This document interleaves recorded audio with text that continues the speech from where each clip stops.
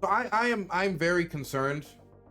I would say now, extremely concerned, especially after watching this video, that another January 6th is going to happen.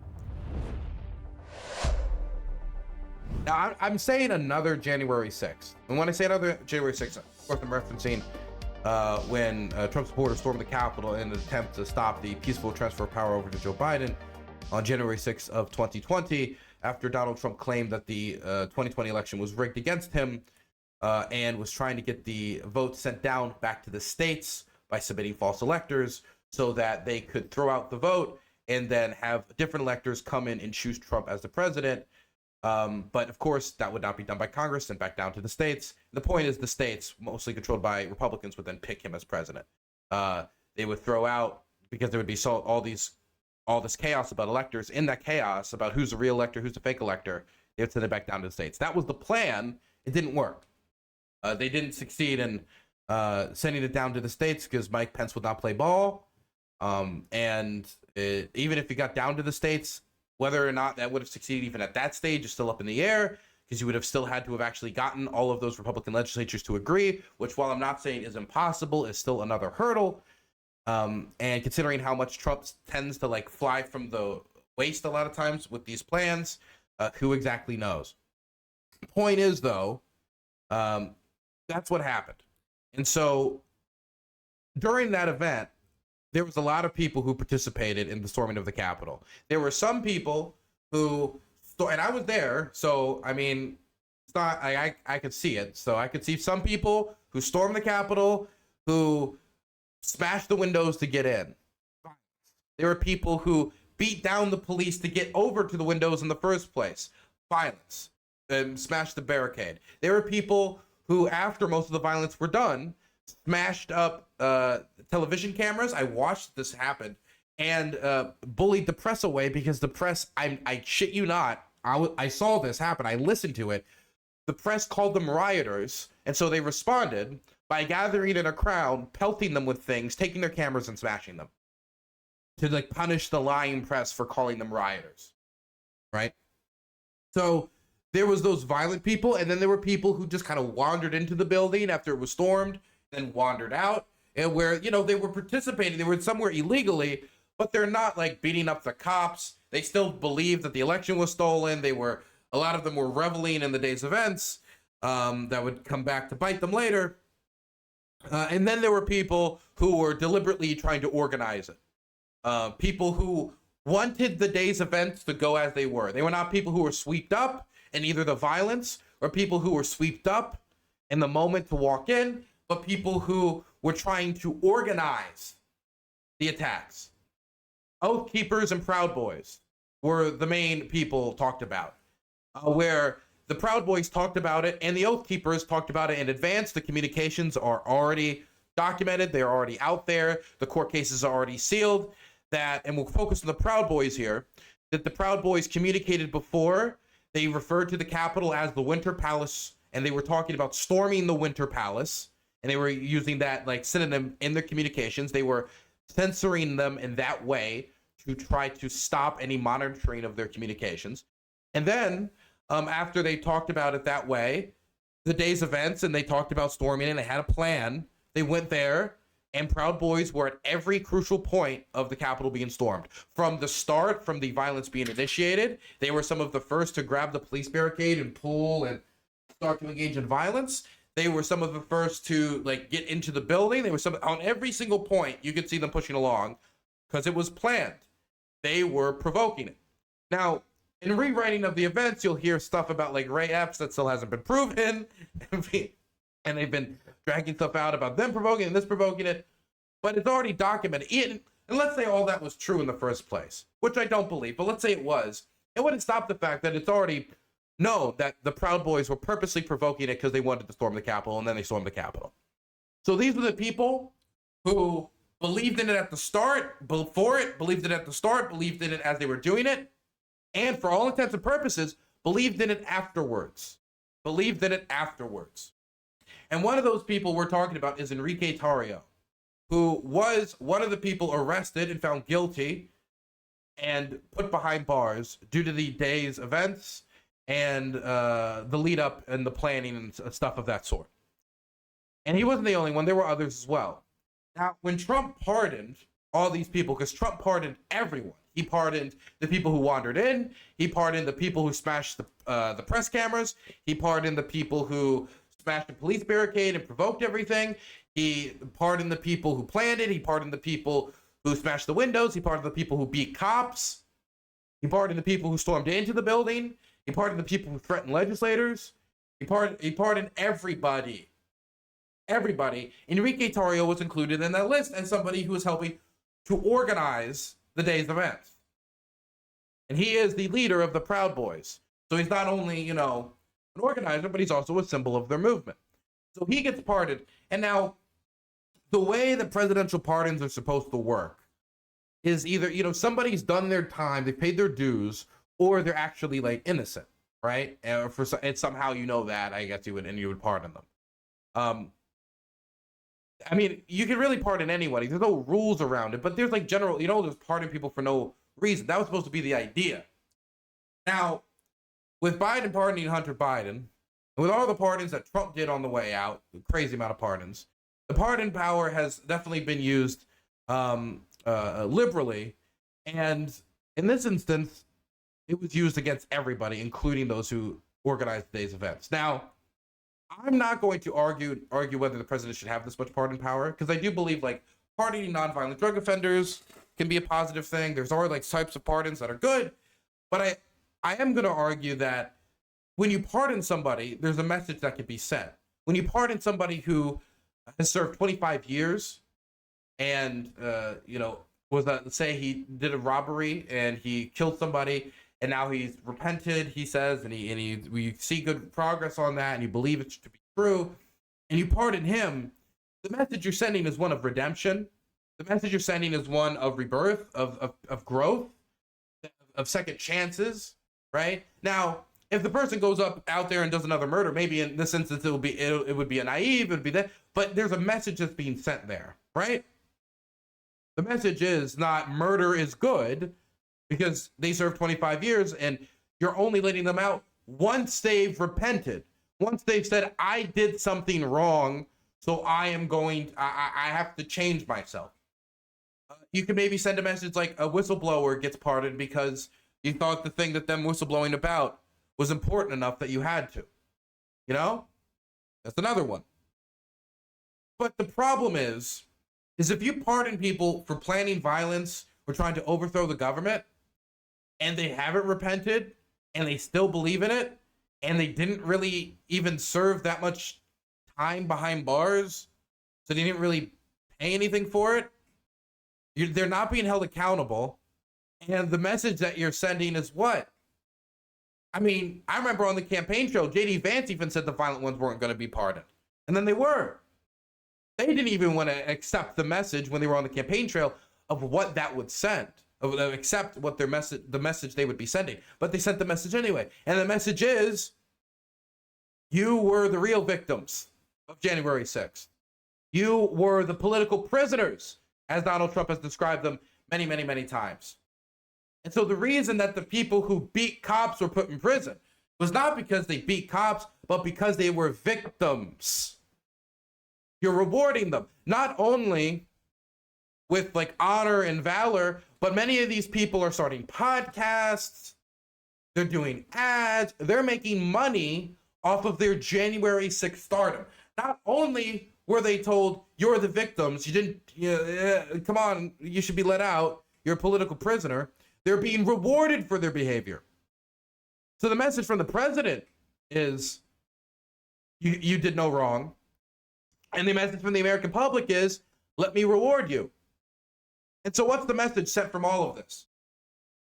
Is it a message that encourages this behavior, or a message that discourages this behavior? Is it a message that says, there was a dark day in American history, let's not do that again, let's move forward and have a peaceful transfer of power next time, let's make sure that we have a functioning democracy where people trust their republic and we do not lie about election outcomes, that we accept when the courts say, like, okay, we looked at the evidence, we didn't see anything of substance, and you said there was this fraud and cheat.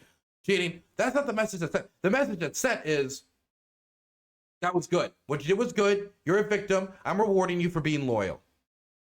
And if you're rewarding people for being loyal, and this is how this loyalty was shown, what are they going to do next time?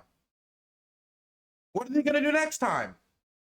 If you're being rewarded in this way, not only with freedom and honor, but with money and attention, political success, fame, what message does that send?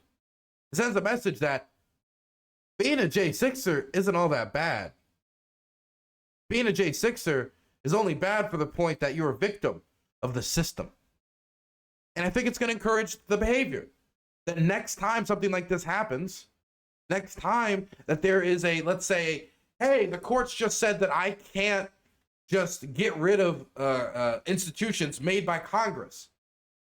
The courts are stopping your people's president. Stop the courts. Stop them from going to work. Or they do something. There's a moment. And then they move again. Why wouldn't they? Last time, they were bailed out. Why wouldn't they think they'd get bailed out again? If they wanted to challenge the institutions, and Trump could make up any lie that they're controlled by the deep state, they're controlled by the gays, the DEI woke mob, DEI Bigfoot. It doesn't matter. It doesn't matter. And what then? And that's what I'm scared of. I'm scared of what happens when Trump hits a guardrail and the guardrail actually stays in place. What does he do in that moment? Or in 2 years, if he loses a midterm and he's about to lose the legislature. Or 4 years, 2 to 4 years, both of them will be a test, considering how he handles any election where he does not win or one of his chosen candidates does not win. These were all concerns I already had. I was already concerned about the message that was being sent. I was already concerned about whether or not the people who engage in this behavior are going to be encouraged to do it again. And I was already concerned about people thinking they'll get bailed out if they do this again and think that this is the right thing to do. And if anything, you need to do it harder and plan it better next time and be more prepared. Then this video came out and I got very concerned. And this is the thing that I think really leaned me over to think, I think it's more than likely we're going to have another January 6th type moment. Again, it doesn't have to be J6. It could be March 17th for all I care.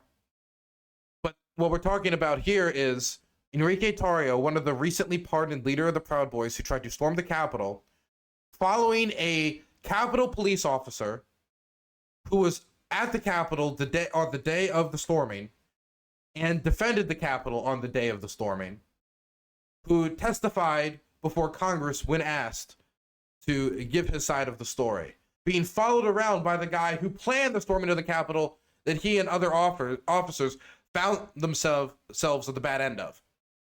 You guys were brave. You guys are assholes. No? Please just back off. You know what's an asshole? Somebody that sits in my sentencing and laughs while I get sentenced to 22 years. That's an asshole. You were brave on Twitter, and your buddy was brave on my sentencing, and you were laughing when I got 22 years. And now you don't even want to look my way, you pretend I'm not here, right? Yeah, keep it walking. Keep walking. Come on, go. You guys are traitors. Just back off. This is certainly fun. What did you say?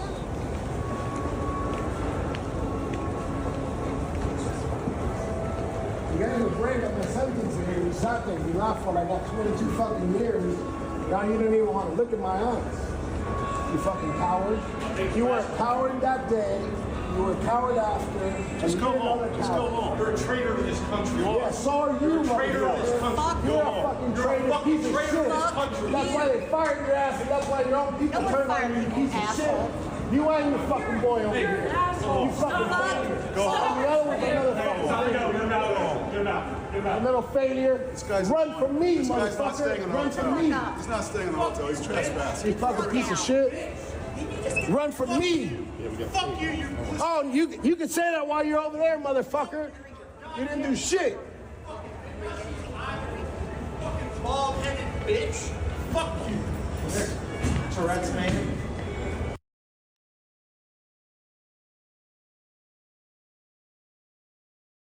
Isn't it crazy that Enrique Tarrio is even showing himself in public?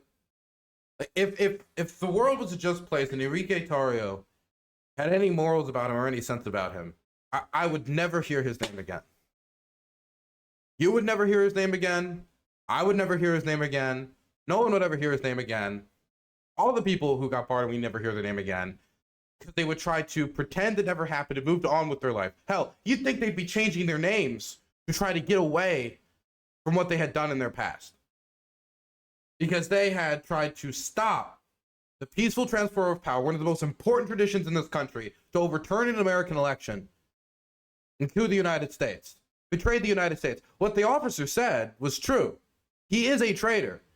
By definition, he is a traitor to the United States. That's why he got 22 to 25 years. That's why he should have got 30 to 40. Obviously, 22 was way too lax on the man. He's emboldened. He believes what he did was right. He will do it again. If this man had the power to make Trump king for life, he would do it in a heartbeat, by the barrel of a gun. Absolutely. It's just a question of if he has the power to do it, because a bunch of boys in polo shirts without institutional power can only do so much.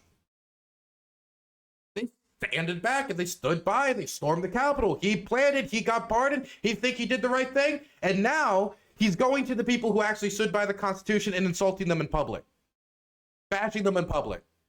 And this is being reposted by people on the right as, oh my God, look at him. He's ponying him. He's owning him. The people who recorded this were not ashamed of it. They thought this was good. They're proud of their portrayal of the Constitution. They're proud of their portrayal of the United States. They're proud of their treason. They're proud of storming the Capitol. They're proud of the stuff that they should have followed Ashley Babbitt for. That's what they're proud of. Where are the Grants? Where are the Shermans? Where are the strong red, white, and blue boys when you need them? These people should not be showing their faces in public. They should be thanking God that this country was stupid enough and had a long enough lapse of judgment for the last decade to put that man back in the White House and get him back out of jail, considering his treason, considering everything he did. But instead, he's right back out there on the front lines. He will do it again. He will storm the Capitol again.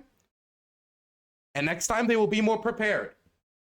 They'll see the last storming as just a test run. They will look at it as, what can we do next time to make sure that we don't get stopped? What we can do next time to make sure that we don't get pushed out of the Capitol? What do we do next time when the National Guard comes? What do we do next time when we don't have lethal force? Do we bring lethal force?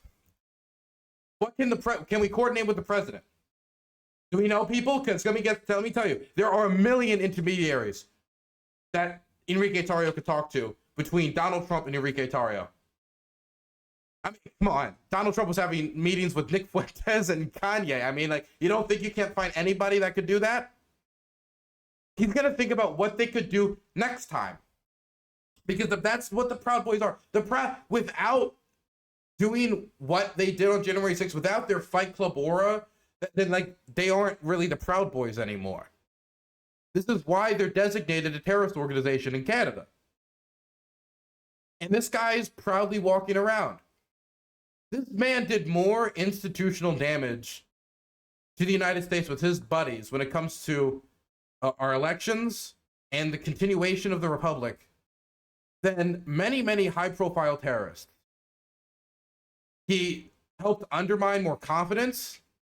He got further into the more sacred locations of American democracy, like the United States Capitol. Terrorized the population. Got the whole world to pay attention to their stupid fucking cause of bamboo paper bullshit. And now he can walk around not only freely, but harassing the people who actually did the right thing on the day. And by the way, like, this whole, like, performative, like, I'm gonna walk behind you and say, I will beat you up, you're a pussy, you're a pussy. Look, go over there and swing or don't swing. I'm sick of all these pencil necks and suits. Because this is the thing, right? There are Proud Boys who will fight. I don't know if Enrique Tarrio is one of those guys. He might actually just be a legit like pussy on top of on top of a castle of just Neanderthals. I really don't know. I've never seen the man fight. I haven't. But like, if you're gonna fight, go to the officer and swing. Swing. Do it or don't. Do it or don't. Don't. Like, you're in public. Everybody's in suits. This looks like a pretty formal place. You're not gonna do anything. You're just gonna yell names and that's gonna be it. Don't. Neither of you are gonna do anything. Don't play it like a tough guy, like you're confronting him. It's just silly. Like if you wanted to do that, if you really wanted to fight him, it would be you and him, and that would be it. There wouldn't be a crowd here. It wouldn't be a location like this. Whatever. It'd be a lot sillier if these people were not 100% willing to slit the neck of the country in order to keep their boys in power.